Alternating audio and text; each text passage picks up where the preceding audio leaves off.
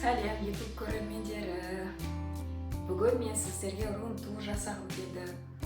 Бұл біздің қара шаңырақ. Бұл күйеуінің 3 ағайынды болады. Бұл жерде, бұл үйде ортаншы күйеуінің ағасы тұрады. Біз қазір бөлек тұрамыз. Ол үйде келесі видеоларда сіздерге көрсететін боламын.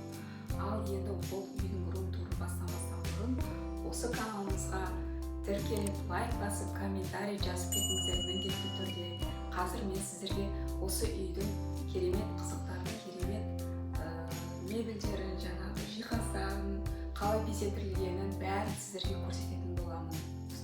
Достар, мынау біздің кіреберіс есігіміз. Қазір далада қар, қазір бізде қаңтар айы, дала өте суық. Даланың видеоларын келесі видеода міндетті түрде сіздерге боламын. Ал енді кіреберіске келетін болсақ, мынау біздің осындай купе шкафымыз, киім-кешектер тұрады. Ал мына жақта дәрі-дәрмектер тұрады. Осындай. Ал енді кіреберіске былай жүретін болсақ, мына жерде менің жеңгемнің гүл жері бар. Жеңгем менің гүл өсіргенді өте жақсы көреді. Гүлді қатты баптайды осылай. Мына жақ зал бөлме. Бұл жақта қазір арғы есіктен барғаннан кейінгі кіреберісін қазір мен сіздерге көрсететін боламын. Қазір қызықтың бәрін соңынан кейін қараңыздар, видеода болатын болады. Мына жерде гүлдер, міне жеңгемнің өзі өсіріп жатқан гүлдері. Мына жерде шкафтар, аяқ киім орындарын салып қоятын. Ал енді мұнда келетін болсақ, мына жерде де үлкен коридор. Біз оң жаққа кухняға, яғни асханаға, балалар бөлмесіне баратын боламыз. Сол жаққа зал, бұл үлкен зал. Ал бұл екінші қабатта тағы үлкен бөлмелер бар. Бұл жақта спальня бар, қонақ бөлмелері бар. Енді үлкен залымыз. Көріңіздер. Мына жақта үлкен зал. Бұл жерде 12 адамдық отыратын столымыз бар. Бұл жерде көптеген қонақтар күттік. Бұл бөлмеде менің жеңгемнің талғамы бойынша жасалынған осындай үлкен әдемі люстралар бар, мынандай перделер бар. Мен жеңгем осындай стильге өте қатты мән береді. Ал мына жақ стенамызда үлкен гүл бар. Бұл да бір әдемі көріп беріп тұрады. Ал мына жақта шағын диван және жерде кілемдеріміз бар. Ал енді бұлай жүрсек, бізде мынандай үлкен диванымыз бар. Диван қонақтарға арналған 2,5 метр ұзындығы. Ал мынау енді біздің ата-бабамыздың макеті десем де болады. Бұл жерде біздің 7 атамыз жазылған. 7 атамыздың балалары біліп жүрсін, оқып жүрсін деген мақсатпен менің ағам жасап қойған осылай. Мына жерде кондиционер, бұны біз жазда қосамыз. Мына жақта да осындай перделер бар. Мына жақта даланы көрсетеді, даланың видеосындағы келесіде салатын боламын. Ал мына жерде ыдыс аяқтар салынған осындай шкафымыз бар. Қонақтар күтеміз. Осындай салынамыз. Ал енді мына кісі біздің осы шаңырақтың үлкен атамыз болады. Бұл біздің марқұм атамыз. Атамыз да енемізде, яғни мамамыз да марқұм болып кетті өкінішке орай.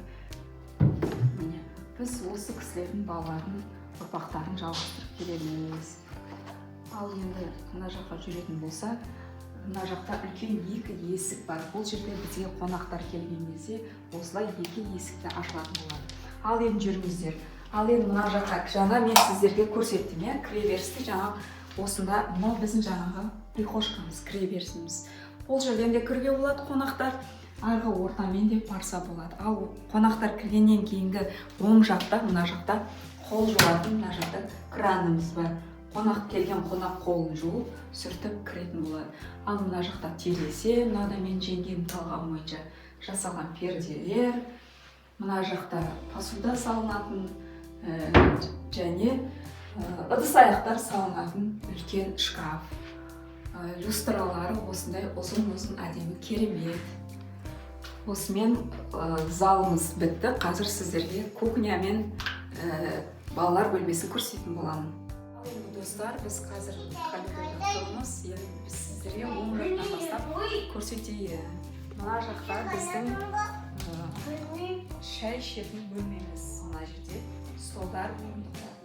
Біздің асханамыз, кухнямыз мына жақта бөлек, ал мына жақта үлкен отбасы болып жиналып, осында шай ішіп сұхбаттасып отыратын боламыз. Мына жерде перделер, мына диванның түсімен сәйкестендіріп жасалған кремдер де солай жасалған. Ал мынау бала мирас қалай дейді? Көрермендер дәл көрші қалай дейді? Ал мына жақта үлкен телевизор. Бұл үйде үлкен 2 телевизор бар. Ютубпен жасайды, интернетпен жұмыс жасайтын. Осындай үлкен телевизор бар. Ішіне көрсетеді. Мына жақта осындай үлкен бөлме гүлдері бар.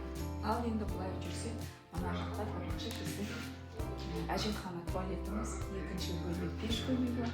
Былай қазір балалар бөлмесіне кіреміз. Ал мына жақтағы бөлме бұл біздің кухнямыз. Қазір сіздерге бұл біздің кухнямыз. Өте үлкен және жайлы.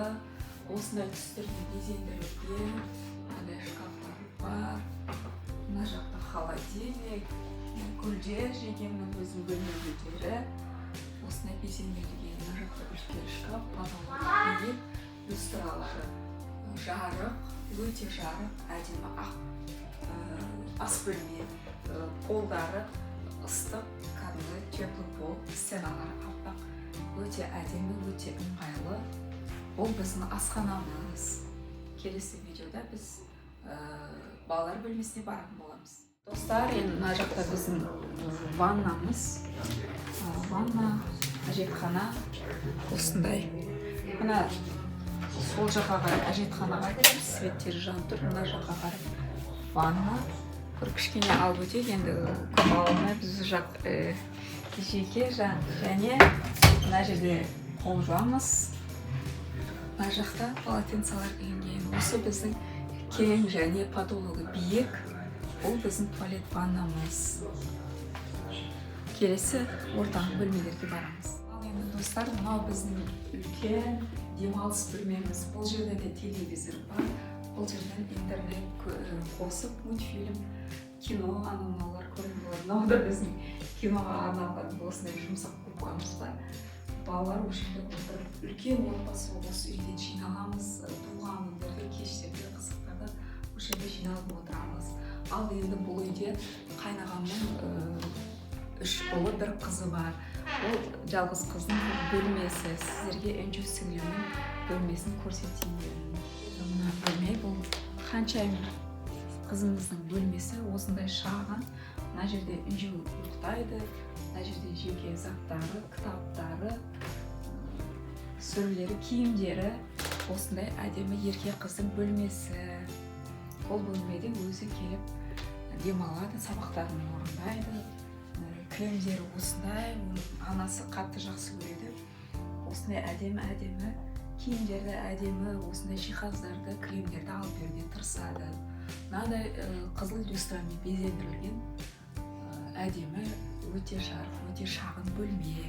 Бұл осы үйдің әдемі жалғыз қызының бөлмесі. Достар, мына жақта ұл балалардың бөлмесін көрсетейін. Оң жақта ұл балалардың 3 ұл баланың бөлмелері, ал мына жақта олардың гардеробный. Ал енді мына жаққа кіреміз. Мына жаққа кіргенде міне 3 ұлы, 3 кроваты бар. Мына жақта үлкен ұлы жатады ені. Мына жақта Әділ, одан кейін Олжас. Бұл бұлардың жеке бөлмелері. Мына жерде киімдер бар ұл балалардың. Мына жақта да төсектері осындай артық заттармен тұрады. Терезесі осындай. Ашылады, далада қар. Осындай бұл бөлме. Люстрасы ақ. Ұл балаларға әдемі безендірілген. Бұл жерде де жаңағы үнжудің бөлмесі сияқты өз алдына столдары, шкафтары, мынандай кітаптары. Бұл балалардың үлкен студент, ортаншысы да студент, ең кішісі оқушы бала. Ал енді ең қызық нәрсені айтып өтейін. Біз осы үйге келін болып келген кезде бұл осы бөлме біздің бөлме болды. Біз көшіп кеткеннен кейін бұл бөлме ұлдардың бөлмесі болып саналады. Біз осы бөлмеде өстік, өндік. Біз 3 баламды осы үйде дүниеге әкелдім. Сіздерге көрсетейін, бірақ бұл қазір бөлме гардеробный, ұл балалардың гардеробный бөлмесі болып кеткен. Ал осы шағын бөлмеде бұрын менің спальням болатын, шкафтарым болатын, балаларым өскен осы бөлме еді. Қазір бұл бөлме мүлдем өзгерген, ремонтталған, ал міне бұл жерде ұл балалардың киімдері. Бұл үйдің 1-ші қабаты бітті, яғни 1-ші этаж. Ал енді сіздермен 2-ші қабатқа көтерілеміз.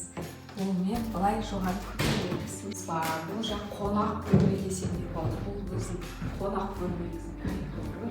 Бұл жерде көрпешелер бар. Қонақ келгенде осында демалып отыратын болады. Бұл біздің тереземіз, люстрамыз. Мына жақта біздің біз таныстырып өткен атамыздың суреті.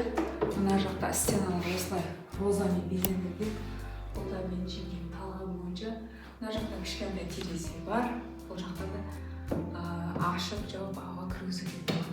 Ал енді былай жүргеннен кейін мына жақта біздің 3 бөлме бар. Мынау тіке бөлме, гардеробный сияқты, енді жеке киімдер сақталатын бөлме.